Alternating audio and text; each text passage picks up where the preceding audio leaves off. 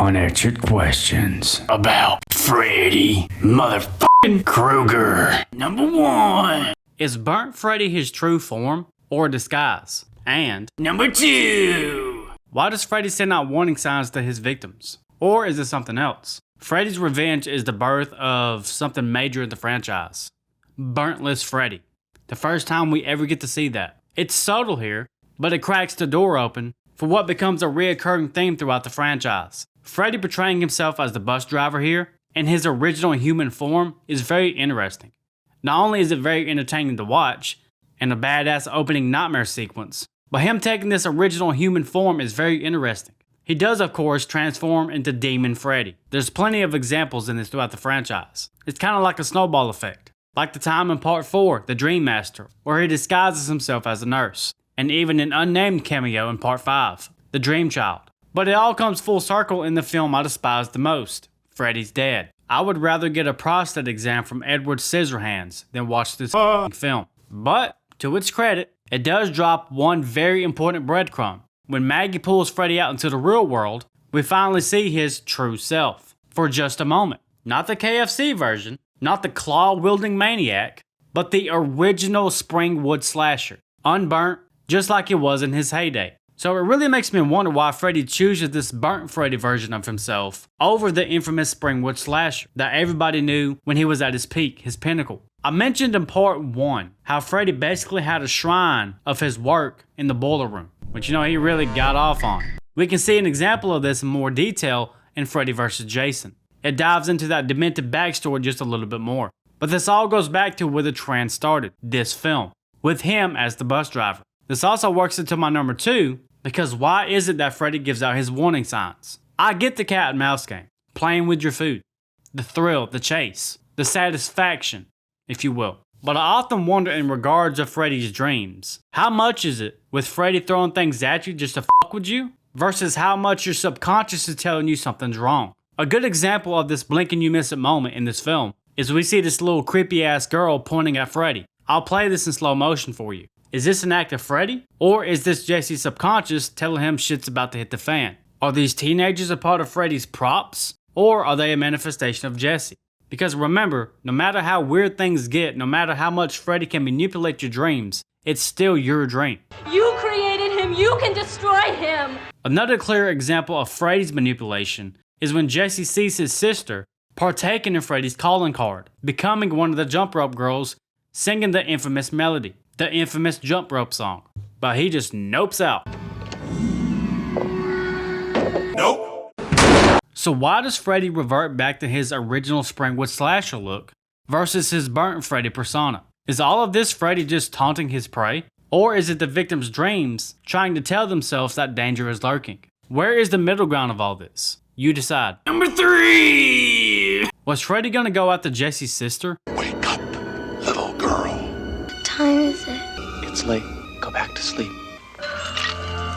We get a more depth backstory about Freddy when Lisa and Jesse go to that boiler room that Freddy used to work at. Lisa says it was an old power plant. I'll play the clip right here. What is this place? Fred Krueger worked here. It's an old power plant. I did some reading on our friend Fred Krueger. Fred Krueger kidnapped 20 kids and brought them here and killed them. So aside what we already knew from Marge in part 1, we actually get to see somewhat where these heinous crimes took place. Do you feel anything? I thought you might be able to make a connection or something. And aside from Freddy vs. Jason, this is the only film where we get a hint of Freddy returning to his original motive, icing little children, not teenagers. I will say this until the day I'm gone, this is the darkest portrayal of Freddy that we have ever gotten, hands down, no competition. Aside from maybe that small clip of Demon Freddy and Freddy vs. Jason, I can overlay that clip right here as well. So directly after Lisa tells Jesse about those 20 missing children being offed in the boiler room, the movie immediately goes to a scene of Jesse going into his sister's bedroom, with Freddy at the whim until Jesse is able to snap out of it. So is Freddy getting his old urge back to slay a victim of younger age? This topic subtly comes up again later in the movie, when his sister becomes one of the jump rope girls in Jesse's dream. Even though this is often overlooked, because it never goes anywhere, it does play out more in the film. And last night it made me go to my sister's room. Jesse mentions it to Grady when he's going apeshit. This is brought up again one last time after Grady's iced and when he is talking to Lisa. Last night he made me try to kill my sister.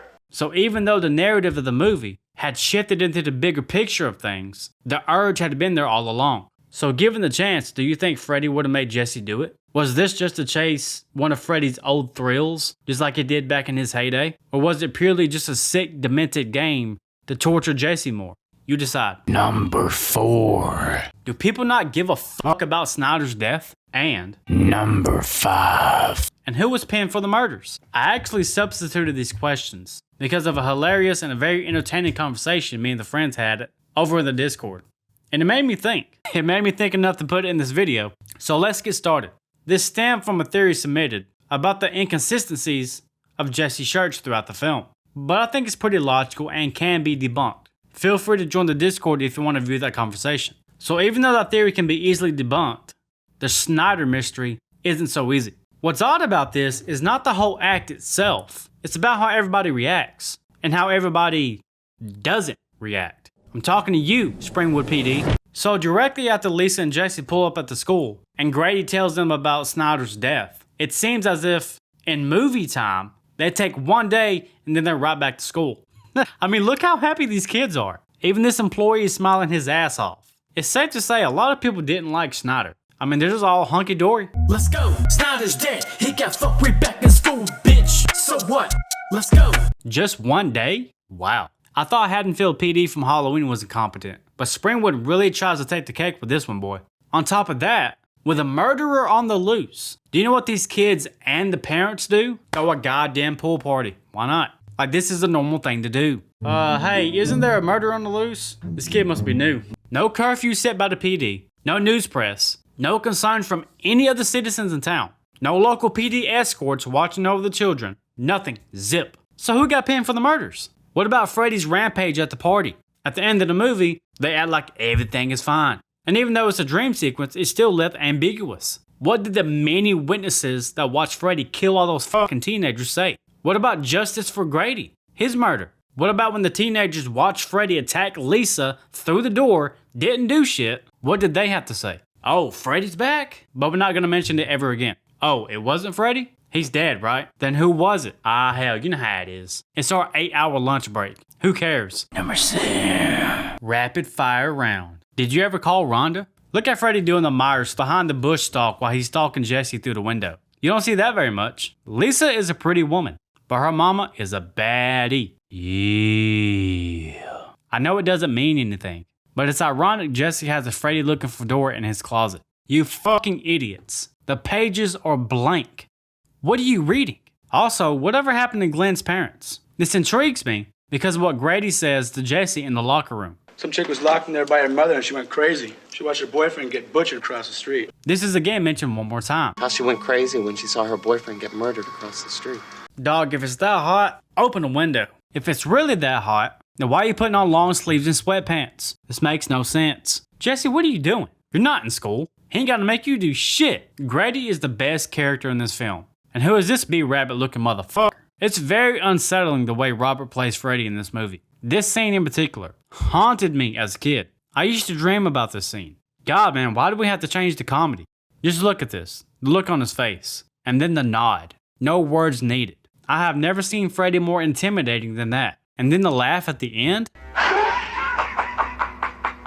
Peak Freddy. Number 7. Would Freddy's supernatural abilities take over the world? This may sound a little confusing at first, bizarre even. Let's talk about one of my favorite scenes of the entire franchise, and how it creates an even scarier ability for Freddy. Now I could talk for hours on how off the chain this scene is, but let's talk about what's often overlooked. The supernatural abilities Freddy has outside the dream realm, in the real world. To touch on this just a little bit, I've been often asked on if the partygoers are seeing Jesse or Freddy. I don't see any other reason why it wouldn't be Freddy. I think at that point he had fully manifested enough to literally break out of his shell during the scene with Grady when he pops out of Jesse. I think he reaches his full power when he says this iconic line. You are all my children now. And is about to slaughter everyone. It's only when Lisa comes back outside and Freddy gives her that 1,000-yard gaze, that Romeo action shit, and then heads to the boiler room for the ending. As for the mirror scene previously,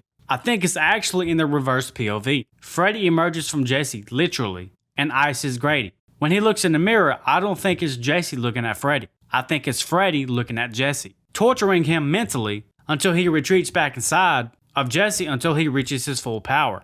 Thus, the party scene. Going back to this party scene, let's talk about some of Freddy's abilities that he uses in the real world. Take in mind at this point in the film, no one is dreaming. This is the real deal. He's able to make the pool water boil, set the hot dogs on fire, pop the beer up in Stone Cold Steve Austin style, bust the TV, the fish are fucked, lights are popping, doors are opening. He teleports from the door to the pool platform where he teaches Rey Mysterio how to do his entrance. He booby traps the fence so no one can escape. He makes fire appear wherever he wants and then gangsta phases outside of the fucking fence. Mwah, chef's kiss. There's a lot to unpack here if you really dissect it, but it doesn't stop there. Even at the end scene, when Lisa pulls up to the boiler room to face Freddy one last time, she sees the baby-faced dogs, the giant pussycat, which I think everything post-pool party is just Freddy trying to manipulate Lisa into not going there, making her see all these things that aren't actually there, which is also another ability he is able to perform in the real world. So with all that being said, if Freddy didn't get defeated at the end,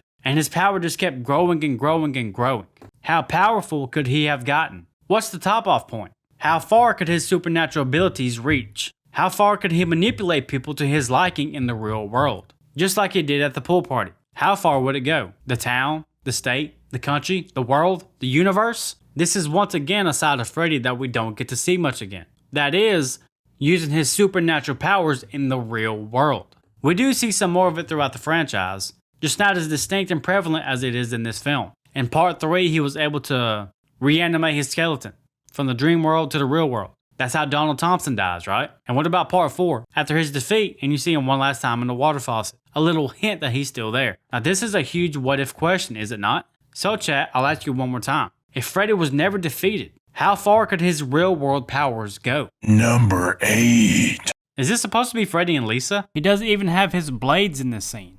That is definitely not Lisa. Number 9. Is Jesse referenced in Dream Warriors? And Number 10. is the pool party massacre the reason Freddy was never defeated? Let me explain. These tie in together. Not jumping too far ahead, but is this supposed to be Jesse? We lost a kid about a month ago to Fairview. I don't know where he got the razors, but he cut off his own eyelids to stay awake. This idea has been floating around for quite a while, but the only rebuttal I ever see is most people don't consider this canon to part 3, or any of the films in the rest of the series. I can't find this to be true, because if you consider Freddy vs. Jason canon, you have to consider part 2 canon, because Freddy vs. Jason directly references Freddy's revenge in the opening introduction, with the flashback scenes. I can play that clip right here. So I have no doubt that this film is canon to part 3, the Dream Warriors, and why this wouldn't be Jesse. So remember, the point of this series is not to break this fourth wall of the film. So please don't throw outside sources in the comments. The backstories. I know the backstories. It's too easy to blame the filmmakers, the errors, the drama, how Wes Craven didn't like this film. None of that. Nada. Zip. We don't do that in this series. So one definitive thing that we do know is that Freddy's defeat wasn't final at the end of this film. And he comes in part 3, plenty powerful, ready to slash and gas some ass, you know what I'm saying? But why? How do you go from being weak and defeated to all powerful in the next film? I actually think I have the missing link to make this all make sense. So this is a long one, so hear me out. Buckle up. I think I know why Freddy's more powerful than ever in the sequel, but it all starts here. I have 2 possibilities, and they kind of even merge into one.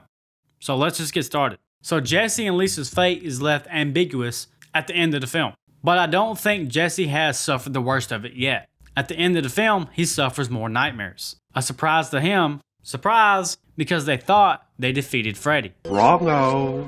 Possibility number 1. Even if we move past Jesse's story and go directly to part 3, I still think the pool massacre scene is the key. Think about this. Even though Freddy got defeated, in the end, it's still the children, the fear, the knowledge of him that gives him his power and keeps him alive in somebody's dream. There's a vast majority of teenagers at that party who witnessed Freddy just slaughter their peers right in front of them. Literally, the Springwood slasher is back at his peak. He now has numerous new teenagers that he can play cat and mouse with before he marks them off the hit list. I think this is the true meaning of this iconic line. You are all my children now. Because now he has each and every one of them right where he wants them, at his disposal. He just spread himself to every teenager there, their friends, their parents, their brothers, their sisters. The whole town is going to know about him and his massacre. Freddy now has unlimited nightmare fuel. He's going to be able to invade each and every one of their nightmares whenever he chooses. And I do think that's the link to part 3. Because once again, now every teenager in Springwood is now cast under his shadow, his legacy, his new reign of terror. He's no longer tethered to just Jesse. He now has that opening to any teenager's nightmares in Springwood. That's huge. Possibility number 2 works the exact same. If we do stick with Jesse's story, Freddy purposely keeps him alive to spread even more fear among the children. He goes off his rocker, he gets sent to Weston Hills, he infects every single kid there with the knowledge of Freddy, and that gives Freddy even more openings for nightmares. And Jesse gets so bad that he goes mentally insane, cuts off his eyelids to stay awake, and is sent to Fairview Hospital, that we'll learn about in part 3, the Dream Warriors. We lost a kid about a month ago to Fairview. And we do get to see this hospital later on in the franchise. I post a picture right here. This place is for the criminally insane. So I personally don't believe there's such a disconnect from parts 2 and 3. If you study all the underlying links there, you can theorize some pretty plausible possibilities there. So is Jesse that crazy patient that the doctor mentioned to Nancy in part 3? Is the pool party the real reason for Freddy's strength? Also in part 3, because every teen in Springwood has become his children now. Makes sense to me. You can go with possibility number 1, possibility number 2, or you can go with both of them. All 3 examples work. So chat, let me know in the comments. You decide. Not to beat the dead horse, but if you guys want to join the Discord, link down below. It's completely free, just a hangout spot. But also, if you have any theories about Nightmare on Elm Street 3, or any other Nightmare films in the franchise coming up, post it in the Discord. If it has some solid weight, it's unique, and I like it, I will credit you in the video. Simple as that. I also have a YouTube membership where I give monthly giveaways, exclusive videos, movie commentaries, requests, private live streams. The list goes on and on and on. With that being said, thank you guys so much for taking part of your day to kick with me. You know I appreciate it. So until next time when I see you in Nightmare on Elm Street 3, the fucking Dream Warriors. I hope you're ready. Buckle up. I appreciate you. Adios.